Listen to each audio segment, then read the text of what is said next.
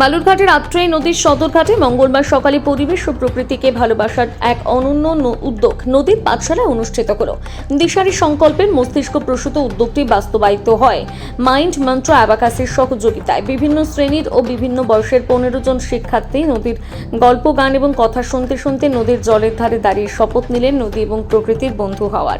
পাঠশালার মূল উদ্দেশ্য ছিল মানুষকে বোঝানো যে নদী ভালো না থাকলে আমাদের ভবিষ্যৎ প্রজন্ম ভালো থাকবে না। নদীর পাঠশালায় শিক্ষার্থীদের পরিবেশের গুরুত্ব এবং নদীর উপযোগিতা সম্পর্কে পাঠ দেওয়া হয়। দিশারি সংকল্পের সম্পাদক তুহিন শুভ্র মণ্ডল, পরিবেশ কর্মী সনাতন প্রামাণিক এবং জয়ন্ত দাস শিক্ষার্থীদের নদী এবং প্রকৃতির সম্পর্কে গুরুত্ব আলোচনা করেন।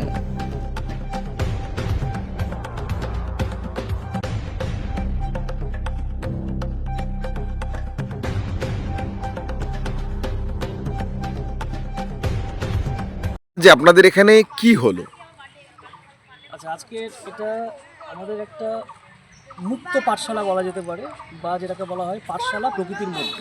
নদীর পাঠশালা। নদীর পাঠশালা, একদম। আমরা নদীর ধারে, নদীর পাশে আমরা বাচ্চাদেরকে নিয়ে দিশারি সংকল্প আমাদের এই সমস্ত পাঠশালাটা অনুষ্ঠানটা উদ্যোক্তা নিয়ে ওনারা করলেন।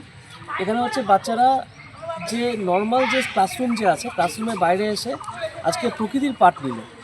এবং এই প্রকৃতির পাঠে আমাদের যিনি আপনারা সবাই জানেন, শ্রী তুহিন শুভ্র মণ্ডল স্যার, উনি আসলেন। উনি আমাদের বাচ্চাদেরকে প্রকৃতিকে কী করে বাঁচাতে হয়, নদীকে কী করে বাঁচাতে হয়, সেটা উনি বাচ্চাদেরকে বোঝালেন, দেখালেন। বিভিন্ন ওয়ার্কশপগুলো করা হলো, যেখানে আমরা ভবিষ্যতে বাচ্চাদের মাধ্যমে আমরা প্রকৃতিকে কী করে বাঁচাতে পারবো, বা ধরুন নদীকে কী করে আমরা নোংরা করব না, বা কী কী পদ্ধতি আছে যেগুলো করলে নদী নোংরা হবে না বা নদী দূষিত হবে না, সেটা স্যার বললেন। তার সঙ্গে সনাতন স্যারও ছিলেন এবং জয়ন্ত স্যারও ছিলেন। খুবই ভালো একটা অনুষ্ঠান, যেটাকে বলা হয় ওয়ার্কশপ।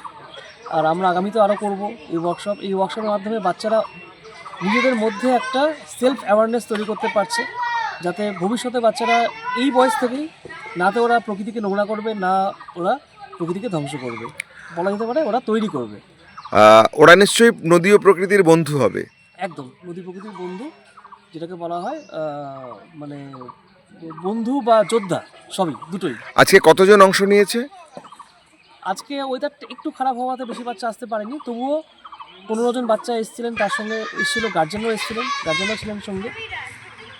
আর এটা কাদের উদ্যোগে?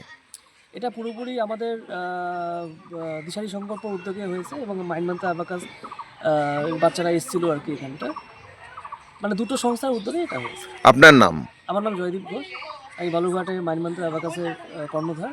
আমার সঙ্গে রয়েছেন পূর্ণিমা ম্যাম, মানসী ম্যাম। এনারা মাইন্ড মন্ত্র অ্যাবাকাস বালুরঘাটে রান করছেন, টিচার প্লাস